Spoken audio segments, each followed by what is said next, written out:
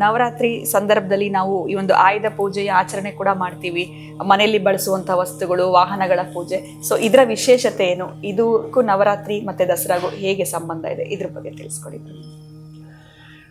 ನವರಾತ್ರಿ ಮುಗಿದ ಕೂಡಲೇ ನಾವು ವಿಜಯದಶಮಿ ಅಂತ ಏನು ಆಚರಣೆ ಮಾಡ್ತೀವೋ, ಇಲ್ಲಿ ಸ್ವಲ್ಪ ನಾವು ಪೂಜೆಯ ಬಗ್ಗೆ ಅರ್ಥಕೊಂಡ್ವಿ. ಇದೀಗ ಒಂದು ಶ್ಲೋಕ ಬರುತ್ತೆ ಇಲ್ಲಿ, ಶಮಿ ಶಮೀಯತೆ ಪಾಪಂ ಶಮಿ ಶತ್ರು ವಿನಾಶನಂ ಅರ್ಜುನಸ್ಯ ಧನುರ್ಧಾರಿ ರಾಮಸ್ಯ ಪ್ರಿಯದರ್ಶಿನಿ ಅಂತ. ಇಲ್ಲಿ ರಾಮ ಬರೋದು ತ್ರೇತಾಯುಗದಲ್ಲಿ, ಅರ್ಜುನ ಬರೋದು ದ್ವಾಪರ ಯುಗದಲ್ಲಿ. ನೋಡಿ ಈ ಶ್ಲೋಕ ನೋಡಿ ಏನು ಮಾತಾಡುತ್ತೋ. ಅದಕ್ಕೆ ಈ ಮರಕ್ಕೊಂದು ಮಹತ್ವ ಇದೆ, ಬಹಳ ಅದ್ಭುತವಾಗಿರತಕ್ಕಂತಹ ಮರ ಇದು. ಅದಕ್ಕೆ ಶಮಿ ಶಮೀಯತೆ ಪಾಪಂ, ಶಮಿ ಮರದ ಕೆಳಗಡೆ ಕುಳಿತುಕೊಂಡ್ರೆ ಪಾಪಗಳು ಹೋಗ್ತವೆ ರೀ. ಮಂತ್ರ ಬೇಡ, ತಂತ್ರ ಬೇಡ, ಎಂತ ಬೇಡ. ಆ ನೆರಳು ತಾಕಿದ್ರೆ ಸಾಕು ಕಾಯಿಲೆ ಹೋಗುತ್ತೆ ರೀ. ಅಷ್ಟು ಅದ್ಭುತವಾಗಿ ಅಷ್ಟು ಮಹತ್ವ ಇದೆ. ಯಾಕೆ ಅದಕ್ಕಷ್ಟು ಮಹತ್ವ ಇದೆ ಅಂತಂದ್ರೆ, ಇಲ್ಲಿ ತ್ರೇತಾಯುಗದಲ್ಲಿ ಈ ಶುಕ್ರಾಚಾರ್ಯ ಈ ಬಲಿಚಕ್ರವರ್ತಿ ಕೈಯಿಂದ ಪೂಜೆ ಮಾಡಿಸ್ತಾನೆ. ಯಾಕೆಂತಂದ್ರೆ ಅವನು ತಾಂತ್ರಿಕಕ್ಕೆ ಸಂಬಂಧಪಟ್ಟವ, ಅವನಿಗೆ ಗೊತ್ತು ಯಾವ್ದ್ರಲ್ಲಿ ಏನಿದೆ ಅಂತ. ಆ ಶುಕ್ರಾಚಾರ್ಯ ಈ ಒಂದು ಮರದ ಒಳಗಡೆ ದೇವಿಯನ್ನು ಆವಾಹನೆ ಮಾಡುತ್ತಾನೆ. ಅದರಲ್ಲಿ ಆವಿರ್ಭಾವ ಶಕ್ತಿಯನ್ನ ಅವನಿಗೆ ತೋರಿಸ್ಕೊಡ್ತಾನೆ. ಈ ಮೊದಲು ಈ ಮರ ಇದೆಯಲ್ಲ, ಆ ಮೊದಲು ಹೆಂಗಿತ್ತು ಅಂತ ಅದನ್ನು ಹೇಳ್ತೀನಿ. ಹೌದು ಗುರುಗಳೇ, ಈ ಮರ ಹೇಗಿತ್ತು ಅಂತಂದ್ರೆ, ಈ ಶುಕ್ರಾಚಾರ್ಯ ಆ ಮರವನ್ನ ನೋಡುವ ಮುಟ್ಟುವ ಮುನ್ನ ಆ ಮರ ಹೇಗಿತ್ತು ಅಂತಂದ್ರೆ, ಅನೇಕ ಪಕ್ಷಿಗಳು ಪ್ರಾಣಿಗಳು ಆಶ್ರಯ ಪಡೆದಿತ್ತು. ಈಗಲೂ ಪಡಿತವೆ, ಅಭ್ಯಂತರ ಇಲ್ಲ. ಈ ಏನು ಪಕ್ಷಿಗಳು ಪ್ರಾಣಿಗಳು ಆಶ್ರಯ ಪಡೆದಿದ್ವೋ ಅದರ ಜೊತೆಗಳಿಗೆ ಭೂತ ಪ್ರೇತಗಳು ಆಶ್ರಯ ಪಡೆದಿದ್ವು. ಭೂತ ಪ್ರೇತಗಳು ಅದರಲ್ಲಿದ್ವು. ದೊಡ್ಡ ಮಟ್ಟದ ಬೃಹದಾಕಾರದ ಮರ. ಸರಿ, ಈ ಮರಕ್ಕೆ ಹೋದ ಮೇಲೆ ಅವನಲ್ಲಿ ಒಂದು ಶಕ್ತಿ ಪ್ರಚುರಪಡಿಸುತ್ತೆ. ಎಸ್, ಈ ಮರವನ್ನ ನೀನು ವಶ ಮಾಡ್ಕೋ ಅಂದಾಗಲೇ ಅದರಲ್ಲಿ ಎಲ್ಲವನ್ನು ಕೂಡ ಭೂತೋಚ್ಚಾಟನೆಯನ್ನ ಮಾಡಿ ಆವಾಹನೆ ಮಾಡಿ ಅಮ್ಮನನ್ನ ಮಾಡಿರುತ್ತಾನೆ, ತಾಯಿಯನ್ನ ಮಾಡಿರುತ್ತಾನೆ. ಆವಾಗ ಬಲಿಚಕ್ರವರ್ತಿಯಿಂದ ಈ ಪೂಜೆಯನ್ನು ಮಾಡಿಸ್ತಾನೆ. ಅದಕ್ಕೆ ಅವನು ದೊಡ್ಡ ಮಟ್ಟದ ದಾನಿಯಾಗಲು ಕಾರಣ ಈ ಮರ. ಅತ್ಯಂತ ದೊಡ್ಡ ಮಟ್ಟದ ಐಷಾರಾಮ ಜೀವನ ಹೊಂದಲಿಕ್ಕೆ ಕಾರಣ ಈ ಮರ. ಇಲ್ಲಿ ಎಲ್ಲೂ ನಮಗೆ ಸೊಲ್ಯೂಷನ್ ಸಿಗಲಿಲ್ಲ, ಸಿಗುವಂಥದ್ದೇ ಈ ಮರದ ಕೆಳಗಡೆ. ಅದಕ್ಕೆ ಈ ಬಲಿಚಕ್ರವರ್ತಿ ಈಗ ಪಾತಾಳದಲ್ಲಿದ್ದಾನೆ ಬಿಡಿ, ಈ ಪಾತಾಳದಲ್ಲಿರ್ತಕ್ಕಂಥ ಬಲಿ ಭವಿಷ್ಯದಲ್ಲಿ ಇಂದ್ರನಾಗ್ತಾನೆ ಅಂತಲೂ ಕೂಡ ಇದೆ. ಭವಿಷ್ಯದಲ್ಲಿ ಈ ಬಲಿಯೇ ಇಂದ್ರ. ಮತ್ತೆ ಇದು ಯಾರಿಂದ ಹೇಗೆ ಪೂಜಿಸಲ್ಪಟ್ಟದ್ದು ಅಂತಂದ್ರೆ, ರಾಮ ಕೂಡ ಈ ಮರದಿಂದ, ಅಂದ್ರೆ ರಾಮಸ್ಯ ಪ್ರಿಯದರ್ಶಿನಿ, ರಾಮನಿಗೆ ಅತ್ಯಂತ ಪ್ರಿಯವಾದದ್ದು, ಅತ್ಯಂತ ಪ್ರೀತಿಯಾಗಿರತಕ್ಕಂತಹದ್ದು ಈ ಮರ. ಅಂದ್ರೆ ರಾಮನಿಂದಲೂ ಕೂಡ ಪೂಜಿಸಲ್ಪಟ್ಟ ಮರ ಅನ್ನೋದು ಪ್ರತೀತಿ ಇದೆ. ಜೊತೆಗೆ ಈ ಅರ್ಜುನ, ಈ ಪಾಂಡವರಂತ ಏನು ಬರ್ತಾರೋ, ಈ ಅರ್ಜುನಾದಿ ಪಾಂಡವರು ಏನು ಬರ್ತಾರೋ, ಇವರೆಲ್ಲರೂ ಕೂಡ ಈ ವನವಾಸವನ್ನು ಮುಗಿಸಿ ಇನ್ನು 1 ವರ್ಷ ಅಜ್ಞಾತವಾಸ ಇದೆ, ಆ ಅಜ್ಞಾತವಾಸವನ್ನ ಕೈಗೊಳ್ತಾರೆ. ಅಜ್ಞಾತವಾಸ ಕೈಗೊಳ್ಳಬೇಕಾದ್ರೆ ಇವ್ರ ಹತ್ರ ಇರುವಂಥ ಶಸ್ತ್ರಾಸ್ತ್ರಗಳಿದಾವಲ್ಲ, ಈ ಬಿಲ್ಲು ಬಾಣ ಅವೆಲ್ಲ ಕೂಡ, ಅಂತಹ ಬಿಲ್ಲು ಬಾಣಗಳು ಇವ್ರ ಜೊತೆಗಿರೋ ಹಾಗೆಲ್ಲ ಗೊತ್ತಾಗುತ್ತೆ. ಅಜ್ಞಾತವಾಸ ಅಂದ್ರೆ ಗೊತ್ತಾಗದಂಗೆ ತಿರುಗಬೇಕು ಇವರು, ಯಾರಿಗೂ ಕಾಣಿಸ್ದಾಗೆ ಇವರು ರಾಜ್ಯದಲ್ಲಿ ಇರಬೇಕು. ಅಜ್ಞಾತವಾಸ ಅಂತಂದ್ರೆ ಈ ವನವಾಸ ಅಂದ್ರೆ ಕಾಡಲ್ಲಿ ವಾಸ ಮಾಡೋದು, ಕಾಡನ್ನ ಬಿಟ್ಟು ನಾಡಿಗೆ ಬರೋ ಹಾಗಿಲ್ಲ. ಅದೇ ಈ ಅಜ್ಞಾತವಾಸ ಅಂತಂದ್ರೆ ನಾಡಲ್ಲಿ ಇರಬೇಕು, ಕಾಡಿಗೆ ಹೋಗಬಾರ್ದು. ಇವನೇ ಅರ್ಜುನ, ಇವನೇ ಧರ್ಮರಾಯ, ಈತನೇ ನಕುಲ ಸಹದೇವ, ಈ ಮಹಾನುಭಾವನೇ ಧರ್ಮರಾಯ ಅಂತ ಗೊತ್ತಾಗಬಾರದು. ಹಾಗೆ ವೇಷವನ್ನ ಹಾಕೊಂಡು ಓಡಾಡಬೇಕು. ಅದೇ ಇವರು ಬಳಿ ಇದ್ದದ್ದು ಬಿಲ್ಲು ಬಾಣಗಳಿದ್ರೆ ಗೊತ್ತಾಗ್ಬಿಡುತ್ತೆ. ಆ ವೇಷಗಳನ್ನು ಹಾಕೋಬೇಕು. ಅವರೆಲ್ಲರೂ ಎಲ್ಲಿ ಬರ್ತಾರೆ ಅಂತಂದ್ರೆ ವಿರಾಟ್ ರಾಜನ ಆಸ್ಥಾನಕ್ಕೆ ಬರ್ತಾರೆ. ಒಬ್ಬೊಬ್ಬರು ಒಂದೊಂದು ಕಡೆ ಕೆಲಸಗಳು ಮಾಡ್ಕೊಳ್ತಾರೆ. ಆವಾಗ ಒಬ್ಬೊಬ್ಬರು ಒಂದೊಂದು ಮಾಡ್ತಾರೆ. ಈ ಭೀಮ ನಳಮಹಾರಾಜನಾಗಿ ನಳಪಾಕವನ್ನು ತಯಾರು ಮಾಡ್ತಕ್ಕಂತಹದ್ದು, ಅಡುಗೆ ಭಟ್ಟನಾಗ್ತಾನೆ. ಮತ್ತೆ ಈ ಅರ್ಜುನ ಬೃಹನ್ನಳೆ ಈ ಮೇಕಪ್ ಮಾಡ್ತಕ್ಕಂತಹದ್ದು, ಹೇಗೆ ನೃತ್ಯ ಕಲಿಸ್ತಕ್ಕಂಥದ್ದು ಇದಕ್ಕೆ ಬರ್ತಾರೆ. ಹೀಗೆ ಒಬ್ಬೊಬ್ಬರು ಒಂದಾಗ ಬರ್ತಾರೆ. ಒಟ್ಟಾರೆ ಅಜ್ಞಾತವಾಸಕ್ಕೆ ಬರುವ ಮುನ್ನ ನಾನು ಅಜ್ಞಾತವಾಸ ಪೂರ್ಣ ತಿಳಿಸಿಕೊಟ್ರೆ ಅದೊಂದು ಅಷ್ಟುದಾಗೋದ್ರ ಬದಲಿಗೆ ಇಲ್ಲಿಗೆ ಸ್ಟಾಪ್ ಮಾಡಿ ಈ ವನವಾಸ ಮತ್ತು ಅಜ್ಞಾತವಾಸ ಮಧ್ಯದಲ್ಲಿರ್ತಕ್ಕಂಥ ಈ ಪರಿಕರಗಳಿದ್ವಲ್ಲ, ಈ ವಸ್ತುಗಳಿದ್ವಲ್ಲ, ಇವರ ಹತ್ರ ಇರ್ತಕ್ಕಂಥ ಆಯುಧಗಳು, ಇವುಗಳನ್ನು ಎಲ್ಲಿ ಬಚ್ಚಿಡೋದು, ಎಲ್ಲಿ ಇಡೋದು ಅಂತ ಯೋಚನೆ ಮಾಡ್ತಿರ್ಬೇಕಾದ್ರೆ ಅವರ ಮುಂದೆ ಒಂದು ಮರ ಉದ್ಭವ ಆಗತ್ತೆ. ಅದೇ ತುಂಬ ದೊಡ್ಡದಾಗಿ ಗೋಚರ ಆಗುತ್ತೆ ಅವರಿಗೆ. ಅದೇ ಬನ್ನಿ ಮರ, ಅದೇ ಶಮಿ ಅಂದ್ರು ಒಂದೇ, ಬನ್ನಿ ಅಂದ್ರು ಒಂದೇ. ಅಂದ್ರೆ ಈ ದಸರಾ ಸಂದರ್ಭದಲ್ಲಿ ಬನ್ನಿ ಮರಕ್ಕೆ ಪೂಜೆ ಮಾಡ್ತೀವಲ್ವಾ ಗುರುಗಳೇ, ಇದು ಏನ್ ವಿಶೇಷ? ಅದನ್ನೇ ಈಗ ತಿಳಿಸ್ತೀನಿ. ಈ ಏನು ಇವರೆಲ್ಲ ಕೂಡ ಈ ಬಚ್ಚಿಟ್ಟಿದ್ರೋ, ಈ ಪ್ರಶ್ನೆ ಚೆನ್ನಾಗಿ ಜ್ಞಾಪಕ ಮಾಡಿಸಿದ್ರೆ ನೀವು. ಏನು ಇವರು ಈ ಆಯುಧಗಳನ್ನು ಮೇಲೆ ಬಚ್ಚಿಟ್ಟಿದ್ರೋ ಈ ಅಜ್ಞಾತವಾಸ ಮುಗಿದ ಮೇಲೆ ಬರ್ತಾರೆ. ಅಜ್ಞಾತವಾಸ ಮುಗಿದ ಮೇಲೆ ಅವ್ರು ಯಾಕೆ ಇಲ್ಲಿ ಬಚ್ಚಿಟ್ರು ಅಂದರೆ, ಈ ಆಯುಧಗಳನ್ನು ಈ ಮರ ಹೇಗಿದ್ರೂ ಕೂಡ ಏನು ಹಿಂಗೆ ಇಷ್ಟೊಂದು ಪಶು ಪಕ್ಷಿಗಳಿದ್ದಾವೆ, ಇದರಲ್ಲಿ ಪಕ್ಷಿಗಳಿದ್ದಾವೆ, ಪ್ರಾಣಿಗಳಿದ್ದಾವೆ, ಅನೇಕವಾಗಿರತಕ್ಕಂತಹ ಈ ಒಂದು ಪಕ್ಷಿ ಸಂಕುಲ ಇದೆ. ತುಂಬ ದೊಡ್ಡ ಮಟ್ಟದ ಮರ ಅದು. ಅದರ ಜೊತೆಗೆ ಭೂತ ಪ್ರೇತಗಳಿದ್ದಾವೆ. ಹೀಗೆ ನೋಡ್ತಾ ನೋಡ್ತಾ ನೋಡ್ತಾ ಮುಳ್ಳುಗಳು ಬೇರೆ ಇದೆ, ಅದು ಮುಳ್ಳುಗಳಿಂದ ಕೂಡಿರತಕ್ಕಂತಹ ಮರ ಬೇರೆ ಅದು. ಈ ಆಯುಧಗಳನ್ನು ನಾವಿಲ್ಲಿ ಬಚ್ಚಿಟ್ರೆ ಯಾರು ಮುಟ್ಟಲಾರರು, ಯಾರು ತೆಗೆದುಕೊಂಡು ಹೋಗ್ಲಿಕ್ಕೆ ಸಾಧ್ಯವಿಲ್ಲ ಅಂತ ಒಂದು ಕಾರಣದಿಂದ ಅವ್ರು ಬಚ್ಚಿಟ್ಟಿತ್ತು. ಆ ನಂತರ ಅಜ್ಞಾತವಾಸ ಮುಗಿಸಿ ಬಂದ ಮೇಲೆ ಆ ಆಯುಧಗಳನ್ನು ಕೆಳಗಿಳಿಸಿ, ಪಾಪ ನಮ್ಮ ಆಯುಧಗಳನ್ನು ಇಷ್ಟು ದಿವಸ ಕಾಪಾಡಿದ ಮರ ಇದು ಅಂತೇಳಿ ಅವರದಕ್ಕೆ ಶಾಸ್ತ್ರೋಕ್ತವಾಗಿ ಪೂಜೆ ಮಾಡಲಿಕ್ಕೆ ಪ್ರಾರಂಭಿಸ್ತಾರೆ. ಇನ್ನೇನು ಅವರು ಇದನ್ನು ತೆಗೆದುಕೊಂಡು ಯುದ್ಧಕ್ಕೆ ಹೋಗಿದ್ದಲ್ಲ. ನೀವು ಯಾವುದೋ ಮೂವಿ ನೋಡಿದ ಥರ ಇಲ್ಲ. ಇಲ್ಲಿ ಮೂವಿ ಅಲ್ಲಿ ಅವ್ರು ಯುದ್ಧ ಮಾಡಿದ್ರು, ಅದಕ್ಕಾಗಿ ಬನ್ನಿ, ಇದು ಯಾವುದು ಅಲ್ವೇ ಅಲ್ಲ. ಬಚ್ಚಿಟ್ಟಿದ್ದಕ್ಕೆ ಇಷ್ಟು ದಿನ ಕಾಪಾಡಿಕೊಂಡಿದ್ದ ಕೃತಜ್ಞತೆ ಹೇಳ್ತಾ ಇರೋದು ಅವರು. ಯುದ್ಧಕ್ಕೆ ಹೋಗಿ ಜಯ ತಂದುಕೊಂಡಿದ್ದಲ್ಲ ಅವರು. ಹಾಗಾಗಿ ಇಲ್ಲಿ ಬೇರೆ ಬೇರೆ ಏನೇನೋ ಮಾತಾಡ್ತೀವಿ. ಇದು ಬಹಳ ಮುಖ್ಯವಾಗಿರುವಂಥದ್ದು. ನೀವು ಕೇಳಿಲ್ಲ ಅಂದ್ರೆ ನಾನು ಈ ಉತ್ತರ ಹೇಳ್ತಿರ್ಲಿಲ್ಲ. ಕಾರಣ ಏನಂತಂದ್ರೆ, ಆ ಮರದಲ್ಲಿ ಮೊದಲಿದ್ದದ್ದು ಭೂತ ಪ್ರೇತಗಳು ಅವರು ಆವಾಹನೆ ಮಾಡಿ ಆ ನಂತರ ಈಗ ಇದಕ್ಕೆ ಪೂಜೆ ಮಾಡ್ತಾರಲ್ಲ ನೋಡಿ, ಅವರು ಪೂಜೆ ಮಾಡ್ತಾ ಅದಕ್ಕೆ ಬನ್ನಿ ಬಂಗಾರವಾಯಿತು ಅಂತ ಮಾತಾಡ್ತಾರೆ. ಆ ಎಲ್ಲವೂ ಕೂಡ ಬಂಗಾರ ವರ್ಣದ್ದಾಗತ್ತೆ. ಆಮೇಲೆ ಅದಕ್ಕೆ ಕುಬೇರನ ಕಟಾಕ್ಷಿ ಬೇರೆ ಆಗುತ್ತೆ. ಅದೊಂದು ಸ್ಟೋರಿ ಇದೆ. ಅದಕ್ಕಾಗಿ ಇಲ್ಲಿ ನಾನು ಈ ಒಂದು ಬಾಣವನ್ನು ಬಿಡ್ತಕ್ಕಂತಹದ್ದು ಸಂಪೂರ್ಣ ಮುಟ್ಟಿ ನಮಸ್ಕಾರ ಮಾಡ್ಕೊಳ್ತಕ್ಕಂಥ ಪದ್ಧತಿ. ಅವರು ತೆಗಿಬೇಕಾದ್ರೆ ಒಂದಷ್ಟು ಎಲೆಗಳು ಬೀಳ್ತವೆ. ಆ ಎಲೆಗಳೇ ಬಂಗಾರದ ನಾಣ್ಯಗಳಾಗಿ ಕೆಳಗೆ ಬೀಳ್ತವೆ. ಅದನ್ನು ನಮಸ್ಕಾರ ಮಾಡ್ಕೊಂಡು ತೆಗೆದುಕೊಳ್ತಾರೆ. ಅದಕ್ಕೆ ಪೂಜೆ ಮಾಡಿ ಎಲ್ಲ ಯಾಕಂದರೆ ಮರ ಹತ್ತದ ಮೇಲೆ ಹತ್ತಿದ್ರ ದೋಷ ಇದೆ, ನನ್ನ ಪಾದ ಮರಕ್ಕೆ ತಾಕಿದೆ, ಆ ತಾಯಿಗೆ ತಾಕಿದೆ ಅಂತ ಭಾವನೆಯಿಂದ ಅದನ್ನು ಪೂಜೆ ಮಾಡಿದ ಮೇಲೆ ಅವರಿಗೆ ನಾಣ್ಯಗಳ ರೂಪದಲ್ಲಿ ಬರ್ತವೆ. ಅದಕ್ಕೆ ಈಗಲೂ ಕೂಡ ನಾವು ಒಂದಷ್ಟು ಎಲೆಯನ್ನು ತಂದು ದೊಡ್ಡವರು ಕೊಟ್ಟು ಬಿಟ್ಟು, ಅಂದರೆ ನಮಗೆ ಸಿಕ್ಕಿದ್ದಲ್ವ ಇದು, ನಮಗೆಲ್ಲ ಏನು ಮಾಡ್ಕೊಳ್ಳೋಕೆ ಬರಲ್ಲ. ದೊಡ್ಡವರಾದ ಕಣ್ಣಿಗೆ ಒತ್ತುಕೊಂಡು, ಈಗ ಸಣ್ಣದಲ್ಲಿ ರೋಡಲ್ಲಿ ಏನೋ ಸಿಕ್ಕಿದ್ರೆ ಮಕ್ಕಳಿಗೆ, ಪಾಪ ಇಲ್ಲಿ ಏನೋ ಸಿಕ್ತು ನೋಡು ಅಂತ ತಂದು ಕೊಡ್ತಾರೆ. ಮಮ್ಮಿ ಏನೋ ಸಿಕ್ತು ನೋಡು ತಂದು ಕೊಡ್ತಾರೆ. ಅವ್ರನ್ನ ಏನೋ ಅದೊಂದು ನಾಣ್ಯ ಇರ್ತವೆ, ಅದೊಂದು ಮೆಟಲ್. ಅದೇ ತಿಂಡಿ ಸಿಕ್ಕಿದ್ರೆ ಮಗು ನಿಮಗೆ ಕೊಡಲ್ಲ. ಆ ಮೆಟಲ್ ತಾಯಿ ತಂದೆ ಕೊಟ್ಟಾಗ ಅವರು ಅದನ್ನು ಕಣ್ಣು ಗೊತ್ಕೊಳ್ತಾರೆ, ಓಹೋ ಇದು ಅತ್ಯಂತ ಬೆಲೆ ಬಾಳೋದಂತ.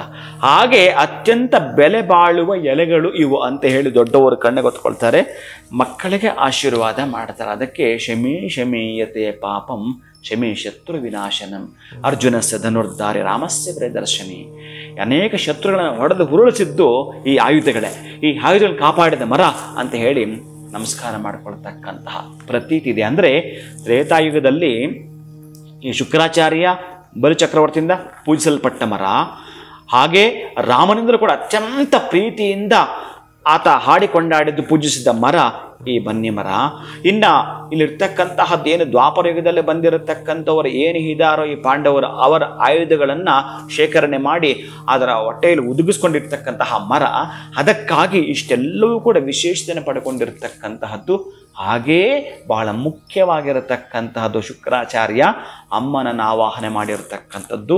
ತಾಂತ್ರಿಕಕ್ಕೂ ಯಾಕೆ ಇದನ್ನು ಹೇಳ್ತೀನಿ ಅಂತಂದರೆ, ಒಂದಷ್ಟು ಸಲ ಒಂದು 10 ನಿಮಿಷ ಕುಳಿತುಕೊಂಡ್ರೆ ನೀವು ಅಲ್ಲೇನಾದರೂ ಧ್ಯಾನ ಮಾಡಿದ್ರೆ, ಅಲ್ಲೇನಾದರೂ ತಪಸ್ಸು ಮಾಡಿದರೆ ದುರ್ಗಾದೇವಿಗೆ ಮುಟ್ಟುವಂಥದ್ದು. ಶೀಘ್ರವಾಗಿ ನೀವು ಮೇಲ್ ಮಾಡಿದಾಗೆ ಅಲ್ಲಿ ಕುಳಿತುಕೊಂಡು ಅಮ್ಮನ ತಪಸ್ಸನ್ನು ಆಚರಣೆ ಮಾಡಿದರೆ ಈ ಶಮಿ ವೃಕ್ಷದ ಮಹತ್ವ ಏನು ಅನ್ನೋದ್ರ ಬಗ್ಗೆ ನಾವು ತಿಳ್ಕೊಂಡ್ವಿ. ಅದ್ರ ಕೆಳಗಡೆ ಕುತ್ಕೊಂಡ್ರು ಕೂಡ ನಮಗೆ ಅಷ್ಟೇ ಪಾಸಿಟಿವ್ ಎನರ್ಜಿ ಅನ್ನುವಂಥದ್ದು, ನಮ್ಮ ದೋಷಗಳು ಪರಿಹಾರ ಆಗುತ್ತೆ ಅನ್ನೋದ್ರ ಬಗ್ಗೆ ನಮಗೆ ತಿಳಿಸ್ಕೊಟ್ರಿ.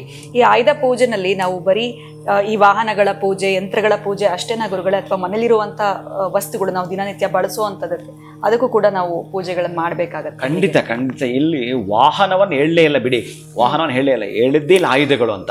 ಆ ವಾಹನ ನಾವೇ ಟ್ರೆಂಡ್ ಮಾಡ್ಕೊಂಡು ಮಾಡಿದ್ದೀರಿ. ಇಲ್ಲಿ ಪ್ರತಿಯೊಂದಕ್ಕೂ ಕೃತಜ್ಞತೆ ಹೇಳಬೇಕು. ಅದೇ ನಾನು ಹೇಳಿದೆ, ಮೊನ್ನೆ ಯಾವುದ್ರಲ್ಲಿ ಹೇಳಿದ್ದೀನಿ, ನಮ್ಮ ಪೆನ್ನಿನ ಕ್ಯಾಪ್ ಕೆಳಗಡೆ ಬಿದ್ದರೆ ಅಥವಾ ಪೆನ್ನಿನ ನಿಬ್ಬು ಕೆಳಗಡೆ ಬಿದ್ದರೆ ಅಥವಾ ಪೆನ್ನೇ ಬಿದ್ದರೆ ಯಾರೋ ತೆಗೆದುಕೊಟ್ರೆ, ಈ ದಾರಿಯಲ್ಲಿ ಹೋಗ್ತಕ್ಕಂಥವ್ರು ವಯಸ್ಸಾಗಿರೋದು ಅನ್ಕೊಳ್ಳಿ ಅಥವಾ ಇನ್ನು ಯಾರಾದ್ರೂ ಹಾಗೆಲ್ಲ ತೊಂದರೆ ಇಲ್ಲ, ಕೆಳಕ್ಕೆ ಬಿದ್ದದ್ದು ಒಂದು ಖರ್ಚಿಪಾಗಲಿ ಕೈಗೆ ಎತ್ತಿಕೊಟ್ರೆ ನಾವು ಥ್ಯಾಂಕ್ಸ್ ಹೇಳ್ತೀವಿ. ಇನ್ನು ಪ್ರತಿನಿತ್ಯ ನಮ್ಮ ಜೊತೆ ನಮ್ಮ ಬದುಕಿನ ಒಡನಾಟದ ಮಧ್ಯೆ ಅದೊಂದಷ್ಟು ಕೆಲಸ ಮಾಡಿಕೊಟ್ಟಿರುತ್ತೆ. ಈಗ ಚಾಕು ಇಲ್ಲ, ಅದಂಗೆ ನೀವು ತರಕಾರಿ ಕಟ್ ಮಾಡ್ತೀರಿ? ಆಗೋದಿಲ್ಲ. ಸೂಜಿಯಿಂದ ಮಾಡಿ.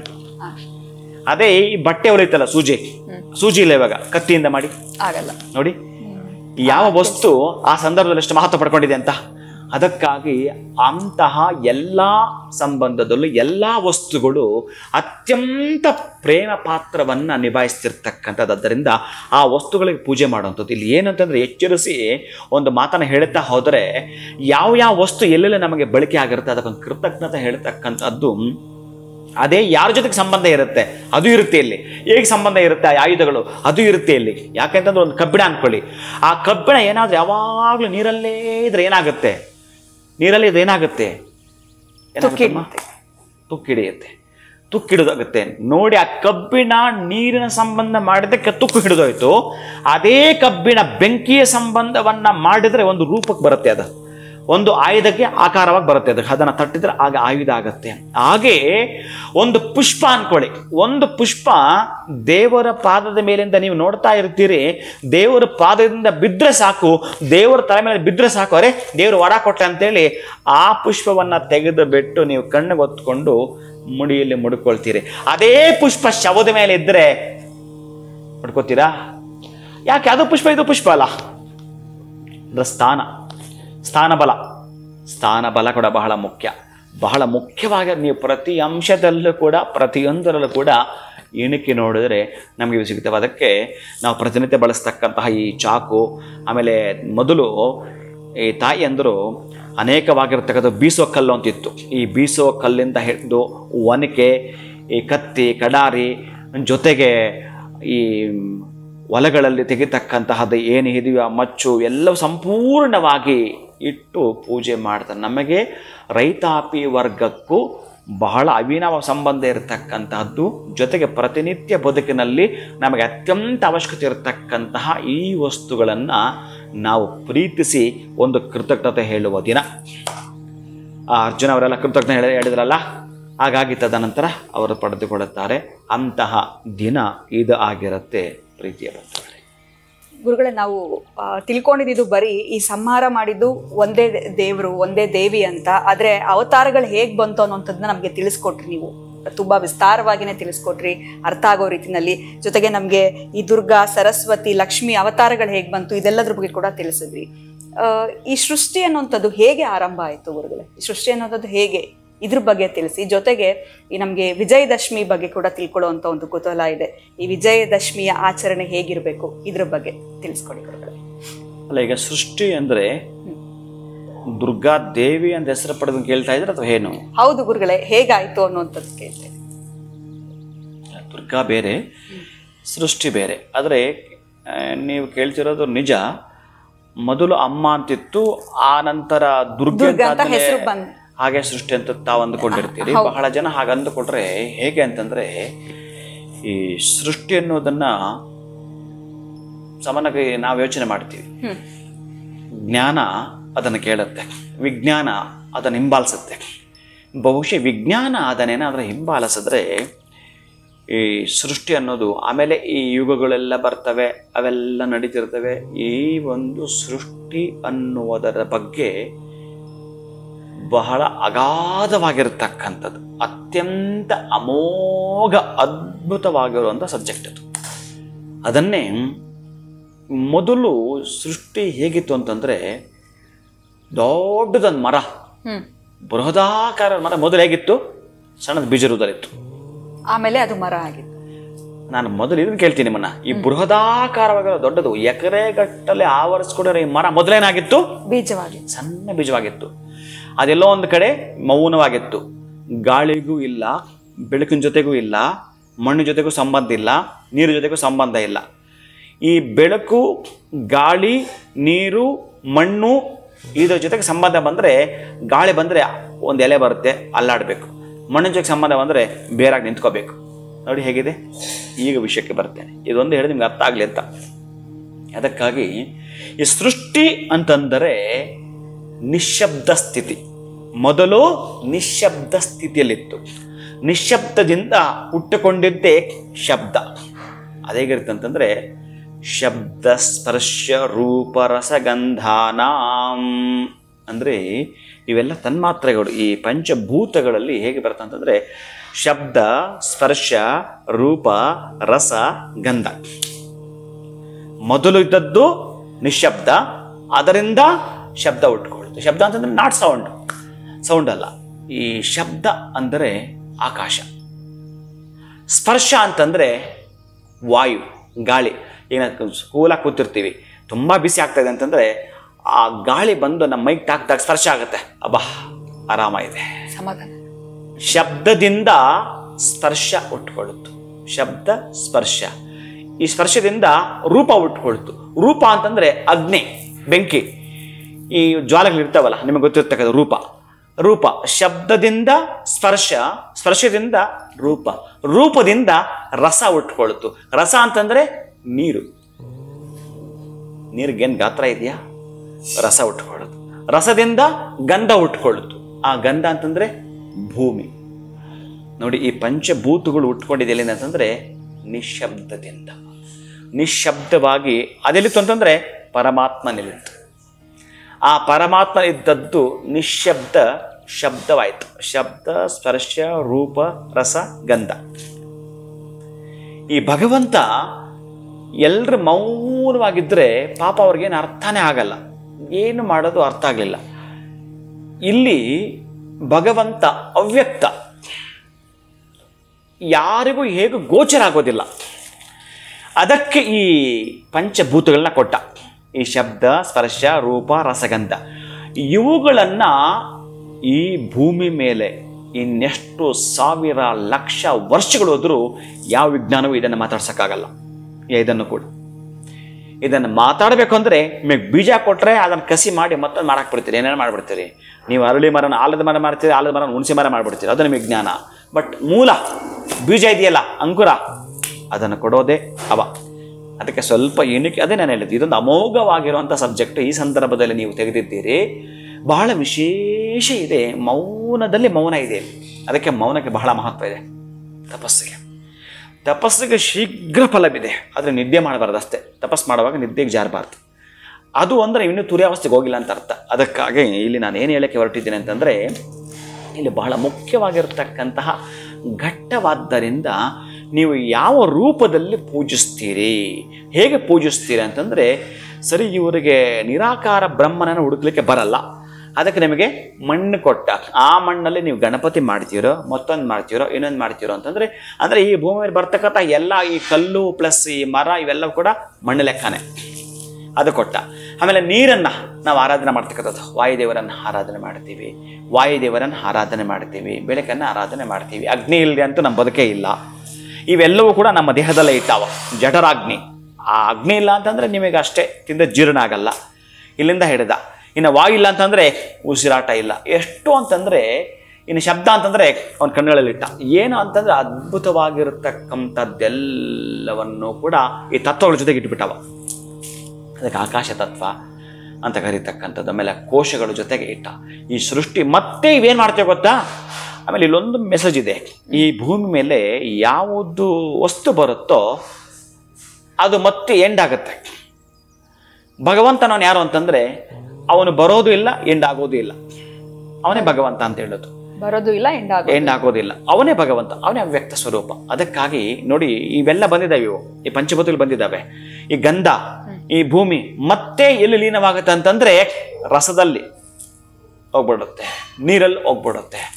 ಮತ್ತೆ ಈ ರಸ ಮತ್ತೆ ರೂಪ ಕೊಟ್ಟೋಗುತ್ತೆ ಅಗ್ನಿಗೆ, ಮತ್ತೆ ಅಗ್ನಿ ವಾಯು ಜೊತೆಗೆ ಹೋಗ್ಬಿಡುತ್ತೆ, ಆ ವಾಯು ಜೊತೆಗೆ ಮತ್ತೆ ಶಬ್ದ ಸೇರ್ಕೊಂಡ್ಬಿಡ್ತವೆ. ಹೀಗೆ ಒಂದರಲ್ಲಿ ಇನ್ನೊಂದು ಲೀನವಾಗ್ತಾ ಹೋಗ್ತವೆ. ಮತ್ತೆ ನಾವು ಎಲ್ಲಿ ಬಂದಿದ್ದೀವೋ ಅಲ್ಲೇ ಸೇರಿಕೊಳ್ತೇವೆ. ಇದು ಸೃಷ್ಟಿಯ ನಿಯಮ. ನಿಮ್ಮ ಸೃಷ್ಟಿಯ ನಿಯಮದ ಒಳಗಡೆ ಎಷ್ಟು ದಿನಗಳು ನೀವು ತಿಂದಿದ್ದೀರೋ ಗೊತ್ತಿಲ್ಲ, ಎಷ್ಟು ದಿನಗಳು ಇನ್ನು ಬಾಕಿ ಇದಾವೋ ನಿಮಗೆ ಗೊತ್ತಿಲ್ಲ. ಇವೆರಡು ಅವನ ಹತ್ರ ಇರ್ತವೆ.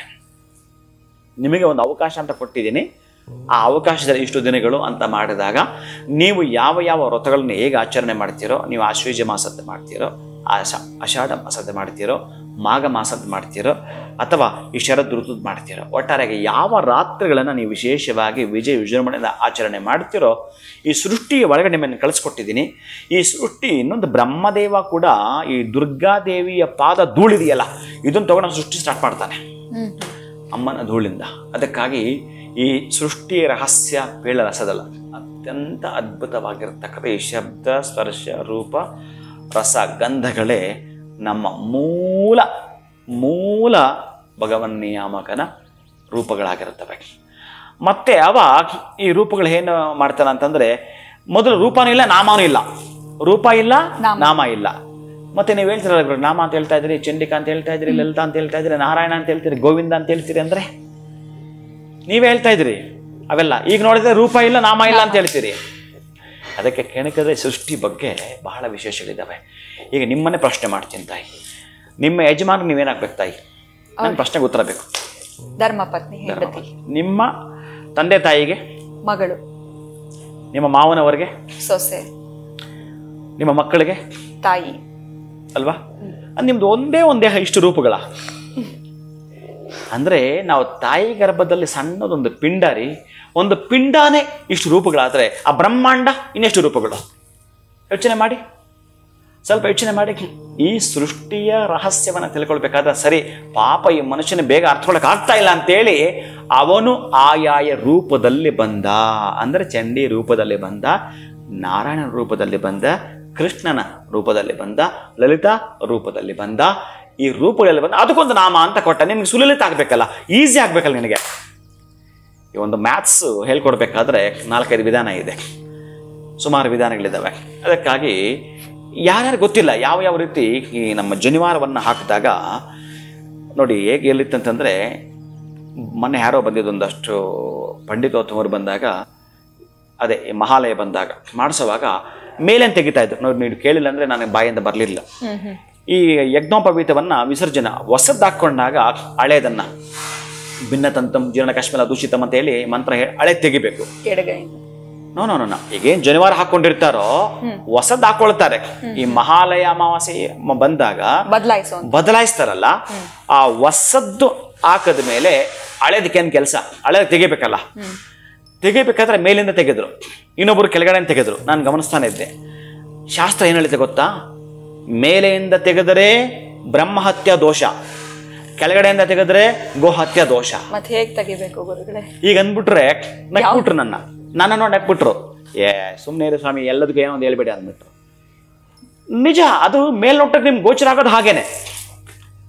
ಮೇಲೆಯಿಂದ ತೆಗೆಯದೆ ಇನ್ನು ಕೆಳಗಡೆಯಿಂದ ತೆಗೆಯದೆ ಸಾಧ್ಯವಿಲ್ಲ ತೆಗಿಲಿಕ್ಕೆ. ಹೌದು. ಹೀಗೆ ಅಂದ್ರೆ ನನ್ನ ಹತ್ರ ಈಗ ವಾದ ಮಾಡಿದ್ರು. ನಾನು ಆಮೇಲೆ ತೆಗೆದು ತೋರಿಸ್ದೆ. ಆಶ್ಚರ್ಯ ಪಟ್ಬಿಟ್ರು. ಎಂಥ ಗುರುಗಳೇ, ಮೇಲೆಯಿಂದಲೂ ತೆಗೆಯೋ ಹಾಗಿಲ್ಲ, ಹಾಕ್ಕೊಂಡಿರೋದು ನೀವು ಹೀಗೆ ಉಲ್ಟಾ ಹಾಕಿರ್ತೀರಿ. ನೀವು ಹೇಗೆ ತೆಗಿತೀರಿ? ಕೆಳಗಡೆಯಿಂದಲೂ ತೆಗೆಯಬಾರದು, ಮೇಲಿಂದಲೂ ತೆಗೆಯಬಾರದು. ಹೇಗೆ ತೆಗೆದ್ರಿ ಗುರುಗಳೇ? ಅದೇ ಈಗ ನಾನು ಅದನ್ನು ನಿಮಗೆ ತೋರಿಸ್ಬೇಕಾಗ್ತದೆ, ಪ್ರಾಕ್ಟಿಕಲ್ ಆಗಿ ತೋರಿಸ್ಬೇಕಾಗತ್ತೆ. ಅದು ಅದಕ್ಕಾಗಿ ಆ ಪಂಡಿತರು ಬಂದಾಗ ತೋರಿಸಿದಾಗ ಆಶ್ಚರ್ಯ ಆಗತ್ತೆ. ಅದಕ್ಕೆ ಸ್ವಲ್ಪ ಏನಕ್ಕೆ ನೋಡ್ಬೇಕು ನಾವು ಒಳಗಡೆ. ಅಂದ್ರೆ ಅವನ ನಾಮ ರೂಪಗಳು ಯಾವುವು, ಯಾವುದು ಫಲ ಕೊಡುವಂಥದ್ದು, ಹೇಗೆ ಕೊಡುವಂಥದ್ದು. ಈ ನಮಗೆ ಮ್ಯಾಥ್ಸ್ ಟೀಚರು ಆ ಒಂದು ಸೂತ್ರವನ್ನು ಹೇಳ್ಕೊಡ್ಬೇಕಾದ್ರೆ ನನಗೆ ಅರ್ಥ ಆಗಿರೋಲ್ಲ, ಇನ್ನೊಂದು ಮೆಥಡ್ ಉಪಯೋಗಿಸ್ತಾನೆ ಅಂದರೆ ಈಸಿಯಾಗಿ ಅರ್ಥ ಆಗ್ಲಿಕ್ಕೆ. ಅದಕ್ಕೆ ನಾನು ಪ್ರಾಕ್ಟಿಕಲ್ ಮಾಡಿದಾಗ ಅವ್ರಿಗೆ ಈಸಿ ಅರ್ಥ ಆಯಿತು. ಅದಕ್ಕೆ ಮೊದಲು ಅವ್ರಿಗೆ ಏನು ಮಾಡಿದ್ರೆ ಅರ್ಥ ಆಗಲಿಲ್ಲ. ಇದು ಯಾವುದೋ ಗುರುಗಳು ಏನೋ ಹೇಳ್ತಾ ಇದ್ದಾರೆ, ಚಾನ್ಸೇ ಇಲ್ಲ ಅಂತ ಅವ್ರಿಗೆ. ಬಟ್ ನಾನು 1-2 ಸೆಕೆಂಡಲ್ಲಿ ಅದನ್ನು ತೋರಿಸಿದಾಗ ಅವ್ರಿಗಾಗಿದ್ದು ಆಶ್ಚರ್ಯನೇ ಬೇರೆ ಇತ್ತು. ಮೇಲಿಂದ ತೆಗಿಬಾರ್ದು, ಕೆಳಗಡೆ ತೆಗಿಬಾರ್ದು. ಅಂದರೆ ನಾವು ಯಾಕೆ ಈ ಸಬ್ಜೆಕ್ಟ್ ಒಳಗಡೆ ಹೋದ್ರೆ ನಮ್ಗೆ ಗೊತ್ತಾಗುತ್ತೆ ಅಂತಂದರೆ, ಈ ದೇವಿ ಭಾಗವತ ಮಾತಾಡೋಂಥದ್ದೇ ಬಹಳ ಅದ್ಭುತ. ಈ ಲಲಿತೋಪಾಖ್ಯಾನದಲ್ಲಿ ವರ್ಣನೆಯನ್ನ ಮಾಡ್ತಾ ಮಾಡ್ತಾ ಮಾಡ್ತಾ ಈ ಹೋಮ ಮಾಡ್ತಾ ಮಾಡ್ತಾ ಮಾಡ್ತಾ ಅದೇ ಹೇಳಿದ್ ನಾನು, ಈ ಯಜ್ಞ ಅನ್ನೋದು ನಾನು ಖುಷಿಯಿಂದ ಈ ಪ್ರಜೆಗಳಿಗೆ ನಾವೇನಾದ್ರು ಪ್ರತಿಯೊಬ್ಬರಿಗೂ ಪ್ರಜೆಗಳ ನಾವೇನು ಸಹಾಯ ಮಾಡ್ತೀವಿ ಅಂತ ಆದರೆ ಯಜ್ಞಗಳನ್ನೇ ಮಾಡು ಅಂತ ಹೇಳಿದ್ದಾನೆ. ಅದಕ್ಕೆ ನಾನು ತಿಳಿದುಕೊಂಡದ್ರಿಂದ ಆ ಯಜ್ಞಗಳನ್ನು ಪ್ರಾರಂಭ ಮಾಡ್ತಾನೆ ಇದ್ದೀವಿ. ಆ ಯಜ್ಞದ ಫಲ ಪ್ರತಿಯೊಬ್ಬ ಪ್ರಜೆಗಳಿಗೂ ಹೋಗುತ್ತೆ. ನೋಡದೇ ಇರೋರಿಗೂ ನೋಡದವರಿಗೂ ಬಹುಶಃ ಅದು ಯಾರ್ಯಾರು ಕೊಟ್ಟಿರ್ತೀನಿ ನಾನು, ಇಂದ್ರನಿಗೆ ತಲುಪುವಂಥದ್ದು, ಅಗ್ನಿಗೆ ತಲುಪುವಂಥದ್ದು, ಯಮನಿಗೆ ತಲುಪುವಂಥದ್ದು, ನಿರುದ್ಧಿಗೆ ತಲುಪುವಂಥದ್ದು, ವರುಣನಿಗೆ ತಲುಪುವಂಥದ್ದು, ಇನ್ನು ವಾಯುಗೆ ತಲುಪುವಂಥದ್ದು, ಕುಬೇರನಿಗೆ ತಲುಪುವಂಥದ್ದು, ಈಶಾನ್ಯಕ್ಕೆ ತಲುಪುವಂಥದ್ದು, ಬ್ರಹ್ಮ ವಿಷ್ಣು ಮಹೇಶ್ವರ ತಲುಪುವಂಥದ್ದು, ಇನ್ನು ಚಂಡಿ ಕಾಳಿ ದುರ್ಗೆ ಇವರೆಲ್ಲರಿಗೂ ತಲುಪಿಸಿರುತ್ತೇನೆ ಆ ಒಂದು ಅಗ್ನಿ ಮುಖಾಂತರ ಪ್ರಜೆಗಳಿಗೆಲ್ಲರೂ ಕೂಡ ತಲುಪುವಂಥದ್ದು. ನಾನು ಸಂಕಲ್ಪ ಮಾಡಿರ್ತೀನಿ ಅಂತಂದರೆ ಒಂದಷ್ಟು ಜನಕ್ಕೆ ಸೇರೋವಂಥದ್ದು. ಆದರೆ ನಿಮಗೆ ಯಾವಾಗ ಕಷ್ಟ ಕಾಲ ಅಂತ ಇರುತ್ತೋ ಆವಾಗ ನಿಮಗೆ ಡೆಪಾಸಿಟ್ ಆಗ್ತಾ ಬರುತ್ತೆ. ಆ ಪದ್ಧತಿಯಲ್ಲಿ ಇರುತ್ತವೆ. ಹಾಗೆ ಈ ನವರಾತ್ರಿಯಲ್ಲಿ ಈ ಸೃಷ್ಟಿ ಅಂತ ಮಾತಾಡಲಿಕ್ಕೆ ಅದೇ ಸೃಷ್ಟಿ ಸ್ಥಿತಿ ಲಯ ಅಂದರೆ ಆ ಭಗವಂತನ ರೂಪಗಳೇ ಹಾಗೆ 3 ಭಾಗಗಳನ್ನ ಮಾಡಿಕೊಂಡು ನಿರ್ಮಾಣ ಮಾಡ್ತಾರಲ್ಲ. ಸಂವಿಧಾನದಲ್ಲಿ ಇದು ಒಬ್ಬರದು ಮತ್ತೊಬ್ಬರದು ನ್ಯಾಯಾಂಗ ಕಾರ್ಯಾಂಗ ರಾಜ್ಯಾಂಗ ನಾವು ಮಾಡ್ಕೊಂಡಿದ್ದೀವಲ್ಲ, ಹಾಗೆ ಮಹಾನುಭಾವನಾಗಿರ್ತಕ್ಕಂಥ ಮಹಾವಿಷ್ಣು ಬ್ರಹ್ಮ ಮಹೇಶ್ವರ ಅಂತ ಮಾಡ್ಕೊಂಡಿರ್ತಕ್ಕಂಥದ್ದು. ಒಂದು ದಿನದ ಪ್ರಾತಃ ಕಾಲ ಮಧ್ಯಾಹ್ನ ಸಾಯಂಕಾಲ ಆ 3 ಕಾಲಗಳಲ್ಲಿ ಒಂದು ಕಾಲ ಇಲ್ಲಂದ್ರೂ ಆ ದಿನ ಎಂಡ್ ಆಗಲ್ಲ. ಹಾಗೆ ಒಂದು ದಿನಕ್ಕೆ ನಮಗೆ ಒಂದು ಲೆಕ್ಕ ಸಿಕ್ತು, ಆತ್ಮಕ್ಕೆ 1 ವರ್ಷ ಒಂದು ದಿನದ ಲೆಕ್ಕ ಸಿಕ್ತು. ಇನ್ನು ಬ್ರಹ್ಮನಿಗೆ 1,000 ವರ್ಷ ಒಂದು ಹಗಲು ಅಂತಂದರೆ ಇನ್ನೆಲ್ಲಿಂದ ಎಲ್ಲಿಗೆ ಲೆಕ್ಕ ಮಾಡಬೇಕು. ಅದಕ್ಕಾಗಿ ಸೃಷ್ಟಿಯ ಬಗ್ಗೆ ಮಾತಾಡಿದ್ರೆ ಇಂಚಿಂಚು ಮಾತಾಡಬೇಕು. ಜ್ಯೋತಿಷ್ ಅನ್ನೋದು ಬರೀ 2 ಪಾಯಿಂಟ್, ಎಷ್ಟೊಂದು ಪ್ರಕಾಂಡ ಪಾಂಡಿತ್ಯ ಅಡಗಿದೆಯೋ ಅಷ್ಟೆಲ್ಲವೂ 2. ಸೊ ಇನ್ ಡೆಪ್ತ್ ಹೋದಾಗ್ಲೇ ಅದ್ರ ಬಗ್ಗೆ ಹೆಚ್ಚು ತಿಳ್ಕೊಳ್ಳೋಕ್ಕೂ ಕೂಡ ಸಾಧ್ಯ ಅಷ್ಟೇ. ಈಗ ನೋಡಿ, ನಿಮ್ದು ಕರ್ಮ ಏನೋ ಇದೆ ಅಂತಂದ್ರೆ ನಮ್ಮ ಜಾತಕ ಸರಿಯಿಲ್ಲ ಗುರುಗಳೇ, ನಮ್ಮ ದಶಾಭುಕ್ತಿ ಸರಿಯಿಲ್ಲ ಗುರುಗಳೇ, ಏನು ಇಂಥ ಕರ್ಮದಲ್ಲಿ ಹುಟ್ಟು ಬಿಟ್ಟಿದ್ದೇನೆ ಅಂತಂದ್ರೆ ನೀನು ಇಲ್ಲಿಂದ ಒಳ್ಳೆಯವನಾಗಿ ಬದಲಾಗೋ. ಯಾಕೆಂತಂದ್ರೆ ಮಹಾನುಭಾವ ನಿಂದಾಗಿರತಕ್ಕಂತಹದ್ದು ಏನು ಇಲ್ಲಿ ಬಂದು ಪೂಜೆ ಪುನಸ್ಕಾರ ಯಜ್ಞ ಯಾಗಾದಿ ಮಾಡ್ತಾ ಇದೆಯೋ ಇದು ಧರ್ಮದ ಉದ್ದೇಶ ಹಾಕಿದ್ರೆ ನಿನ್ನ ಕರ್ಮ ಅವನು ಬದಲಾಯಿಸ್ತಾನಂತಲ್ಲ. ಅವನಿಗೆ ದುರ್ಯೋಧನಿಗೆ ಬದಲಾಯಿಸ್ತಾ, ಅವನು ಒಳ್ಳೇದಿತ್ತು ಕೆಟ್ಟದಾಗಿ ಬದಲಾಯಿಸ್ಬೇಕು. ಯಾಕಂದ್ರೆ ಅವನದ್ದು ಹಾದಿ ಅಧರ್ಮದ್ದಾಗಿತ್ತು, ನಿನ್ನದು ಧರ್ಮದ್ದಾಗಿದ್ರೆ ನಿನ್ನ ಜಾತಕವ ಕೂಡ ಅವನ ಬದಲಾಯಿಸ್ತಾನೆ. ಆ ಬದಲಾಯಿಸಕ್ಕಿರ್ತಕ್ಕಂಥ ದಿನಗಳೇ ಈ ಒಂದು ಎಕ್ಸಾಮ್ಗೆ ಇರತಕ್ಕಂತಹ 9 ದಿನಗಳು. ಆ 9 ದಿನಗಳು ನಮಗೆ ಶೇಖರಣೆ ಮಾಡಿಕೊಟ್ಟು ಯಾರು ಹೇಗೆ ಮಾಡಿರ್ತಾರೋ ಅತ್ತನೇ ದಿನ ವಿಜಯವನ್ನು ನೀವು ಪಡ್ಕೊಳ್ಳೋದು, ಅಂತಹದ್ದೇ ವಿಜಯದಶಮಿ. ಖಂಡಿತ ಗುರುಗಳ ಈ ನವರಾತ್ರಿ ಆಚರಣೆಗಳ ಬಗ್ಗೆ ಸೃಷ್ಟಿ ಬಗ್ಗೆ ನಮಗೆ ಬಹಳ ಅದ್ಭುತವಾಗಿರುವಂತ ವಿಚಾರವನ್ನ ತಿಳಿಸ್ಕೊಟ್ರಿ. ಇನ್ನು ಈ ವಿಜಯದಶಮಿಯ ಆಚರಣೆ, ಯಾಕಂದ್ರೆ ವಿಜಯದಶಮಿ ದಿನ ಬಹಳ ವಿಶೇಷ. ಯಾವುದೇ ಒಂದು ಮನೆ ಓಪನಿಂಗು ಆಫೀಸ್ ಓಪನಿಂಗ್ ಮಾಡುವಂಥದಕ್ಕೆ ಮುಹೂರ್ತನೇ ನೋಡೋದು ಬೇಡ ಅಂತೆಲ್ಲ ಹೇಳ್ತಾರೆ. ಅದು ಎಷ್ಟು ಸರಿ ಎಷ್ಟು ತಪ್ಪು? ಸೊ ವಿಜಯದಶಮಿ ಆಚರಣೆ ಅನ್ನೋಂಥದ್ದು ಹೇಗಿರಬೇಕು, ಆ ದಿನ ನಾವು ಏನು ಮಾಡಲೇಬೇಕು ಗುರುಗಳೇ, ಇದ್ರ ಬಗ್ಗೆ ತಿಳಿಸಿ. ಅಂದರೆ ಇದು ಕೊನೆಯ ದಿನ, ಈ ಅಂಬಾಕೋದು ದೇವರನ್ನ ಈ 9 ದಿನ ಪಟ್ಟಕ್ಕೆ ಕೂರಿಸಿರುವಂಥದ್ದು, ತೆಗೆದುಕೊಂಡು ಹೋಗುವಂಥದ್ದು, ವಿಶೇಷ ಉತ್ಸವ ಮಾಡುವಂಥದ್ದು. ಇದು ಏನು ಅಂತಂದರೆ ಅಮ್ಮನು ಇಷ್ಟೂ ದಿನಗಳ ಕಾಲ ಈ ಶಂಭು ನಿಶುಂಭರನ್ನ ಮಧುಕೈಠವರನ್ನ ಈ ದುರ್ಗಮನನ್ನ ಸಂಹಾರ ಮಾಡಿ ಇಷ್ಟೂ ದಿನಗಳನ್ನ ಈ ರಕ್ಕಸರನ್ನ ಸೆದೆ ಬಡಿದು 9 ದಿನಗಳ ಕಾಲ ದುಷ್ಟರನ್ನೇ ಸಂಹಾರ ಮಾಡ್ತಾ ಶಿಷ್ಟರು ಖುಷಿ ಪಡುವ ಸಂತೋಷ ವಿಜಯದಶಮಿ ದಿನ. ಆಮೇಲೆ 9 ದಿನಗಳು ನೀವೇನು ಬೇಡಿಕೊಂಡು ನೀವು ಮಾಡಿಕೊಂಡಿದ್ರೋ ಅದರ ಫಲವನ್ನು ಪಡೆಯುವ ದಿನ ವಿಜಯದಶಮಿ ದಿನ. ನಿಮ್ಮ ಮುಂದೆ ಎಷ್ಟೋ ಸವಾಲುಗಳಿದ್ದವು, ಎಷ್ಟೋ ಸೋಲುಗಳಿದ್ದವು, ಅವೆಲ್ಲವನ್ನು ಕೂಡ ಬದಿಗಿಟ್ಟು ಮತ್ತೊಂದು ಅವಕಾಶವನ್ನು ಪಡೆಯುವ ದಿನ ವಿಜಯದಶಮಿ ದಿನ. ನಿಮಗೆ ಎಷ್ಟೆಷ್ಟೋ ಹೇಗೇಗೋ ನಡೆದು ಹೋಯ್ತು ನಿಮ್ಮ ಬದುಕು, ನಿಮ್ಮ ಜೀವನ ಕರ್ಮದ ಜೊತೆಗೆ ಸವೆದು ಹೋಯಿತು, ನೀವು ಸುಕರ್ಮದ ಫಲವನ್ನು ಪಡೆಯುವ ದಿನ ವಿಜಯದಶಮಿ ದಿನ. 33 ಕೋಟಿ ದೇವತೆಗಳಿಂದ ಆಶೀರ್ವಚನ ಪಡೆಯುವ ದಿನ ಈ ವಿಜಯದಶಮಿ ದಿನ. ಆ ಅಮ್ಮನವರು ಮಹಾಕಾಳಿ, ಮಹಾಲಕ್ಷ್ಮಿ, ಮಹಾಸರಸ್ವತಿಯರು 3 ರೂಪದಲ್ಲಿ ನಿಮಗೆ ದರ್ಶನ ಕೊಡುವ ದಿನ ಈ ವಿಜಯದಶಮಿ ದಿನ. ಬಂಗಾರ ನಮ್ಮ ಮನೆಗೆ ಬರಮಾಡಿಕೊಳ್ಳುವ ದಿನ ಈ ವಿಜಯದಶಮಿ ದಿನ. ಅತ್ಯಂತ ಪವಿತ್ರದಿಂದ ಕಾಪಾಡಿಕೊಂಡು ಬಂದಿರತಕ್ಕಂಥ ಈ 9 ದಿನಗಳ ಆಗಮೋಕ್ತವಾಗಿ ಶಾಸ್ತ್ರೋಕ್ತವಾಗಿ ಕ್ರಮಬದ್ಧವಾಗಿ ಏನೆಲ್ಲ ಕೂಡ ಆಚರಣೆ ಮಾಡಿಕೊಂಡು ಬಂದಿದ್ವೋ ನಾಳೆಗೆ ಅದರದ ಫಲವನ್ನು ಉಣುವ ದಿನ. ತುಂಬ ಹಸಿವಾಗಿರುತ್ತೆ. ಹಸಿವಾಗಿದ್ದರೂ ಕೂಡ ಅಡುಗೆ ತಯಾರಿ ಮಾಡಬೇಕಲ್ಲ, ಆ ಅಡುಗೆ ತಯಾರಿ ಮಾಡಿದ ಮೇಲೆ ನಮಗೆ ಘಮಘಮ ಅಂತ ಸುವಾಸನೆ ಬರ್ತಾ ಇದೆ. ನೀವು ಮಾಡಿರ್ತಕ್ಕಂತಹ ಸಾಂಬಾರ ರಸಂ ಅನ್ನೋದು ಅಲ್ಲಿ ಗೊತ್ತಾಗ್ತಾ ಇದೆ ಅಂತಂದರೆ ಬಹುಶಃ ಈ 9 ದಿನಗಳದ್ದು 10ನೇ ದಿನ ಗೊತ್ತಾಗ್ತಾ ಇದೆ ನೀವು ಮಾಡಿಕೊಂಡಿದ್ದರ ಫಲ, ವಿಜಯದ ಫಲ ಸಿಗ್ತಾ ಇದೆ ಅಂತಹ ದಿನ ವಿಜಯದಶಮಿ ದಿನ. ಇನ್ನು ಈ ಉತ್ಸವಗಳನ್ನು ಮಾಡಿಕೊಂಡು ಹೋಗಿ ಭಗವಂತನ 9 ದಿನದಲ್ಲಿ ಪಟ್ಟಕ್ಕೆ ಕೂರಿಸಿ ಪೂಜೆಯನ್ನು ಮಾಡಿ ಈ ತ್ರಿಕಾಲಗಳು ಮಾಡಿರತಕ್ಕಂತಹ ಪೂಜಾದಿಗಳ ಫಲವನ್ನು ಅವರು ಪಡೆದುಕೊಳ್ಳತಕ್ಕಂತಹದ್ದು ಕಣ್ಣಿಗೆ ಒತ್ತುಕೊಂಡು ಈ ಮನುಷ್ಯನ ಜನ್ಮ ಸಾರ್ಥಕ ಮಾಡಿಕೊಳ್ಳುವ ದಿನ ವಿಜಯದಶಮಿ ದಿನ. ಅದಕ್ಕಾಗಿ ಇದಕ್ಕೆ ದುರ್ಮುಹೂರ್ತಗಳು ಅನ್ನೋದೇ ಇಲ್ಲ. ದುರ್ಮುಹೂರ್ತಗಳೇನಿದ್ರು ದುರ್ಗಾದೇವಿ ಶಮನ ಮಾಡಿದಲ್ಲ, ಅಲ್ಲ ಮುಗೀತು, ಅಲ್ಲಿಗೆ ಮುಗೀತು. ಇನ್ನು ಇರ್ತಕ್ಕಂಥದ್ದು ಸುಮುಹೂರ್ತ, ಈ ಸುಸಂಕಲ್ಪ ಇರ್ತಕ್ಕಂತಹದ್ದು, ಸುದಿನ ಇರ್ತಕ್ಕಂತಹದ್ದು ನಿಮಗೆ ವಿಜಯ ದಶಮಿಯ ದಿನ. ಅಂದ್ರೆ ರಾಹು ಕಾಲವನ್ನ ಹೊರತುಪಡಿಸಿದ್ರೆ ಇನ್ನೆಲ್ಲ ಸಮಯ ಕಾಲಗಳು ಇಲ್ಲ, ಎಲ್ಲಾ ಕಾಲಗಳು ಅಮ್ಮನ ಕಾಲ ಕೆಳಗಡೆ. ಅದಕ್ಕಾಗಿ ವಿಜಯದಶಮಿಗೆ ಏನು ಅಂತಂದ್ರೆ ಇವೆಲ್ಲ ಏನು ಗೊತ್ತಾ, ತೃಣ ಮಾತ್ರ. ಈ ಜಗತ್ತೇ ಅವನಿಗೆ ಇಷ್ಟು ಅಂತಂದ್ರೆ ಇನ್ನೇ ಈ ಯಮ ಯಾರು, ಅವರಪ್ಪ ಯಾರು, ಅವರಣ್ಣ ಯಾರು, ಎಲ್ಲವೂ ಅಷ್ಟೇ. ಈ ಗುಳಿಕಾಲ, ಯಮಗಂಧ ಕಾಲ ಇವ್ಯಾವ ನಿಮ್ಮನ್ನು ಬಾಧಿಸಲಾರದು. ನಾನು ಒಂದು ಸತ್ಯ ಹೇಳಬೇಕು ಅಂತಂದರೆ ಹೇಳ್ಬಾರ್ದು ಹೇಳ್ಬಹುದೋ ಗೊತ್ತಿಲ್ಲ, ಹೇಳ್ಬಿಡಿ. ಒಟ್ಟಾರೆ ನನ್ನ ಬದುಕಿನಲ್ಲಿ ಯಾವತ್ತೂ ಯಾವ ಮುಹೂರ್ತ ಕೂಡ ನೋಡಿಲ್ಲ, ಯಾವುದಕ್ಕೂ ನೋಡಲ್ಲ. ನನ್ನ ಬಳಿ ನನಗೆ ಸಂಬಂಧಪಟ್ಟವ್ರು ಯಾರಾದರೂ ಅವರು ನಮ್ಮ ಬ್ರಾಹ್ಮಣರೇ ಬಂದರೆ ನಿಮಗೆ ಬೇಕಾದಾಗ ಕೊಡ್ತೀನಿ, ಒಂದು ದಿವಸ ಇನ್ವಿಟೇಷನ್ ಕೊಡ್ತೀನಿ ನೋಡಿ. ಅಮಾವಾಸ್ಯೆಯಲ್ಲಿ ನಾನು ರಾಹು ಕಾಲದಲ್ಲಿ ಅವನಿಗೆ ಮುಹೂರ್ತ ಕೊಟ್ಟಿದ್ದೇನೆ. ಅಮಾವಾಸ್ಯೆ ಆದರೂ ರಾಹು ಕಾಲದಲ್ಲಿ ಎಂತ ಮಾಡೋದು, ಎಲ್ಲರೂ ಹಿಂಗಾಗಿದ್ರು. ಅವನು ಸ್ವಲ್ಪ ಬುದ್ಧಿಮಾಂದ್ಯ ಒಂದಷ್ಟರ ಮಟ್ಟಿಗೆ.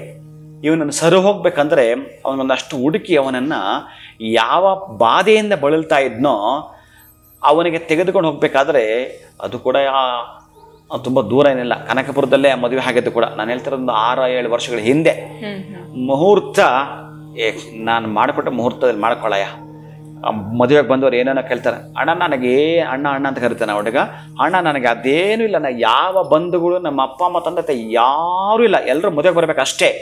ನನಗೆ ಗುರುಗಳು ಕೊಟ್ಟಿದ್ದಾರೆ ಈ ಮುಹೂರ್ತ, ನಾನು ಮಾಡಿಕೊಳ್ತೇನೆ ಅಂದರೆ ಅವನದ್ದಾಗಿತ್ತು ಜಾತಕ.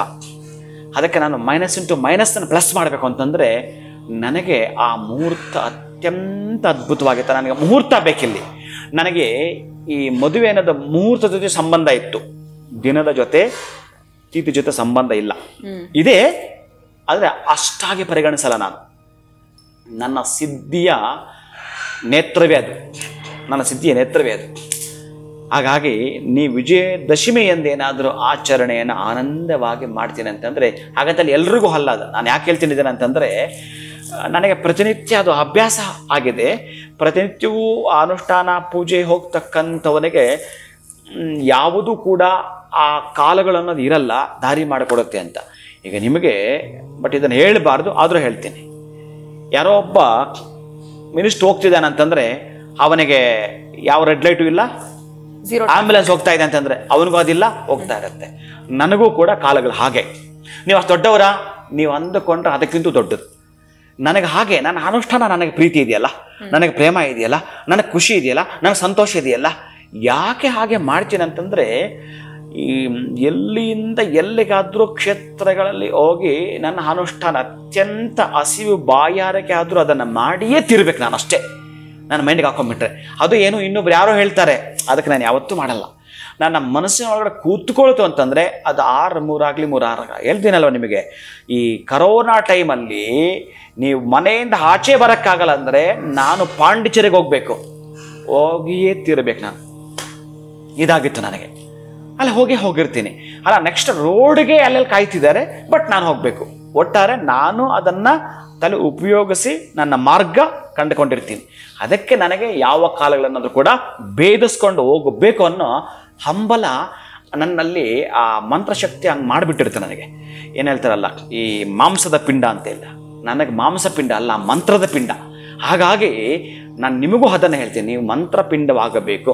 ಅದಕ್ಕೆ ಈ 9 ದಿನಗಳು ನೀವು ಮಾಡ್ಕೊಂಡಿರ್ತಕ್ಕಂಥದ್ದು ಈ ನಿಮ್ಮ ಪಿಂಡ ಏನಿದೆಯೋ, ಮಂತ್ರದ ಪಿಂಡ, ಈ ಬ್ರಹ್ಮಾಂಡವನ್ನು ಸಾಕಿ ಸಲಹುದವಳಿದಲ್ಲ ಆ ಅಮ್ಮ, ಅವಳು ಅನುಗ್ರಹ ಮಾಡ್ತಕ್ಕಂತಹ ದಿನ ವಿಜಯದಶಮಿ ದಿನ. ಅಂದರೆ ಹಸಿವೆಲ್ಲ ನನಗೆ ಎಲ್ಲಿಂದ ಎಲ್ಲಿಗೆ ಹೊರಟೋಯ್ತು. ಇದು ಏನು ಅಂತಂದರೆ, ಈ ಅಡುಗೆ ಎಲ್ಲ ಮಾಡ್ಕೊಂಡು ಆದಮೇಲೆ ತುಂಬ ಹಸಿವಿದೆ, ಇನ್ನೇನು ಬಡಿಸ್ಕೊಂಡು ಊಟ ಮಾಡುವಂಥದ್ದು, ಆವಾಗ ಹಸಿವು ನೀಗುವಂಥದ್ದು, ಅದೇ ವಿಜಯದಶಮಿ ದಿನ. ಇನ್ನು ಹೆಚ್ಚು ಹುಡುಕಿದ್ರು ನಾನೆಲ್ಲ ಹೇಳ್ಕೊಂಡು ಬಂದಿದ್ದೇನೆ ಈಗಾಗಲೇ ಸಂಪೂರ್ಣವಾಗಿ. ನಿಮಗೆ ಅಷ್ಟಮಿ, ನವಮಿ, ಸಪ್ತಮಿ, ಪಂಚಮಿ ಏನೆಲ್ಲ ಇದಾವೆ ಈ ತಿಥಿಗಳಿಗೆ ವಿಜಯವನ್ನು ಕೊಡುವಂಥದ್ದು ಯಾವುದನ್ನಿತ್ತು ಅಂತಂದರೆ, ಅಲ್ಲಿ ಅಮ್ಮ ವಿಜಯ ಮಹಾಲಕ್ಷ್ಮಿಯಾಗಿ ನಿಮ್ಮ ಮನೆಗೆ, ವಿಜಯ ಸರಸ್ವತಿಯಾಗಿ ನಿಮ್ಮ ಮನೆಗೆ, ವಿಜಯ ಕಾಳಿಯಾಗಿ ನಿಮ್ಮ ಮನೆಗೆ ಬರ್ತಾಳೆ. ಅದಕ್ಕಾಗಿಯೇ ಈ ಶರದ್ ಋತುವಿನಲ್ಲಿ ಶರನ್ನವರಾತ್ರಿಯನ್ನು ಆಚರಣೆ ಮಾಡ್ತಾರೆ. ರಾತ್ರಿಗಳಲ್ಲಿ ಹೆಚ್ಚಿಗೆ ಹೊತ್ತು ಕೊಟ್ಟು ಯಾರು ಪೂಜೆ ಮಾಡಿರುತ್ತಾರೋ, ಅಮ್ಮನನ್ನು ಆನಂದವಾಗಿ ಆರಾಧಿಸ್ತಾರೋ, ಅವರೆಲ್ಲರೂ ಕೂಡ ನವರಾತ್ರಿಯ ಈ ನವದುರ್ಗೆಯರ ಕೃಪಾಕಟಾಕ್ಷ ಸಿದ್ಧಿರಸ್ತು, ಆಯುರಾರೋಗ್ಯ ಐಶ್ವರ್ಯಾಭಿ ಸಿದ್ಧಿರಸ್ತು, ಮನೋವಾಂಚಿತ ಫಲಾಹ ಸಿದ್ಧಿರಸ್ತು. ಮನೋವಾಂಚಿತ ಅಂತಂದ್ರೆ ನಿಮ್ಮ ಮನಸ್ಸಲ್ಲಿ ಏನಿತ್ತೋ ಅದೆಲ್ಲವೂ ಕೂಡ ಸಿದ್ಧಿಸಲಿ, ಈಡೇರಲಿ ನನ್ನ ಪ್ರೀತಿಯ ಬಂಧುಗಳೇ. ಖಂಡಿತವಾಗ್ಲೂ ಗುರುಗಳೇ, ಪ್ರಾರಂಭದಿಂದ ಹಿಡಿದು ಅಮ್ಮನಿಗೆ ದುರ್ಗಾ ಅಂತ ಹೇಗೆ ಹೆಸರು ಬಂತು ಅಂತ ಪ್ರಾರಂಭ ಮಾಡಿ ನವರಾತ್ರಿಯಲ್ಲಿ ನಾವು ಏನು ಮಾಡಲೇಬೇಕು, ಏನು ಲಲಿತಾ ಸಹಸ್ರನಾಮ ಆಗಿರ್ಬೋದು, ದುರ್ಗಾ ಸಪ್ತಶತಿ ಪಾರಾಯಣ ಮಾಡೋದು ಯಾಕೆ ಅನ್ನೋದ್ರ ಬಗ್ಗೆ ತಿಳಿಸ್ಕೊಟ್ರಿ. ಏನು ಮಾಡಬಾರ್ದು, ಕನ್ಯಾ ಪೂಜೆ ಹೇಗೆ ಮಾಡಬೇಕು, ಈ ಸೃಷ್ಟಿ ಅನ್ನೋಂಥದ್ದು ಹೇಗೆ ಬಂತು, ಆರಂಭ ಆಯಿತು, ಇದೆಲ್ಲದ್ರ ಬಗ್ಗೆ ತಿಳಿಸ್ಕೊಟ್ರಿ. ಇದು ಆಯುಧಗಳ ಪೂಜೆ ಹೇಗೆ ಮಾಡಬೇಕು, ಸಾಕಷ್ಟು ಕಥೆಗಳು ಪ್ರಾರಂಭದಿಂದ ನೋಡಿರೋರಿಗೆ ಪರಿಪೂರ್ಣವಾಗಿ ಅರ್ಥ ಆಗಿರುತ್ತೆ ಅಂತ ಹೇಳ್ಬೋದು. ಇನ್ನು ವಿಜಯದಶಮಿಯ ವಿಶೇಷತೆ ಏನು, ಇದರ ಒಂದು ಆಚರಣೆ ಹೇಗಿರಬೇಕು ಅನ್ನೋದ್ರ ಬಗ್ಗೆ ನಮಗೆ ತಿಳಿಸ್ಕೊಟ್ಟಿದ್ದೀರಾ.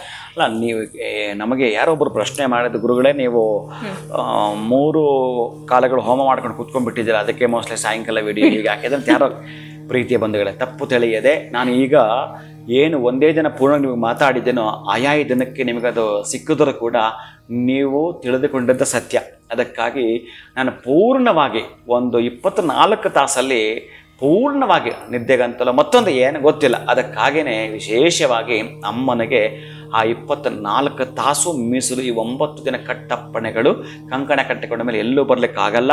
ಜೊತೆಗೆ ಈ 1 ತಾಸು 2 ತಾಸು ಕೂಡ ನಿಮಗೆ ಒಂದಷ್ಟು ವಿಷಯಗಳು ತಿಳಿಯಲಿ ಅನ್ನೋದಕ್ಕಾಗಿ ನಾನು ಈ 2 ತಾಸು ಅಮ್ಮನನ್ನು ರಿಕ್ವೆಸ್ಟ್ ಮಾಡಿ ಕೇಳಿಕೊಂಡು ಬಂದು ನೆಕ್ಸ್ಟ್ ನಾನು, ಯಾಕಂದರೆ ಇದರಲ್ಲೂ ಕೂಡ ಒಂದು ನಾಮಜಪ ಇದೆ ಈ ಸಂದರ್ಭದಲ್ಲೂ ಕೂಡ, ಅದಕ್ಕಾಗಿ ಆ ನಾಮಜಪ ನಿಮಗೆ ಸಲ್ಲಲಿ ಅನ್ನೋ ಒಂದು ಉದ್ದೇಶಕ್ಕೆ ಪೂರ್ಣ ಮಾಹಿತಿ ಒಂದೇ ದಿನ ಕೊಟ್ಟಿದ್ದೇನೆ. ಎಲ್ಲರೂ ಕೂಡ ತಿಳಿದುಕೊಂಡು ಆಚರಣೆಯನ್ನು ಮಾಡಿ ಆಸ್ವಾದಿಸಿ ಆನಂದವನ್ನು ಮನೆಗೆ ತಂದುಕೊಳ್ತೀರಂತ ನಾನು ಭಾವಿಸ್ತೇನೆ. ಖಂಡಿತ ಗುರುಗಳೇ, ಆ ಒಂದು ಪ್ರಶ್ನೆ ಏನಿತ್ತು ಅವ್ರಿಗೂ ಕೂಡ ಉತ್ತರ ಸಿಕ್ಕಿರುತ್ತೆ ಯಾಕೆ ಅನ್ನುವಂಥದ್ದಕ್ಕೆ. ವೀಕ್ಷಕರ ಪರವಾಗಿ ದಸರಾ ಹಬ್ಬದ ಶುಭಾಶಯಗಳು. ಒಳಿತಾಗಲಿ ಅಮ್ಮ, ತಮಗೂ ಕೂಡ ಅಮ್ಮ. ಧನ್ಯವಾದಗಳು.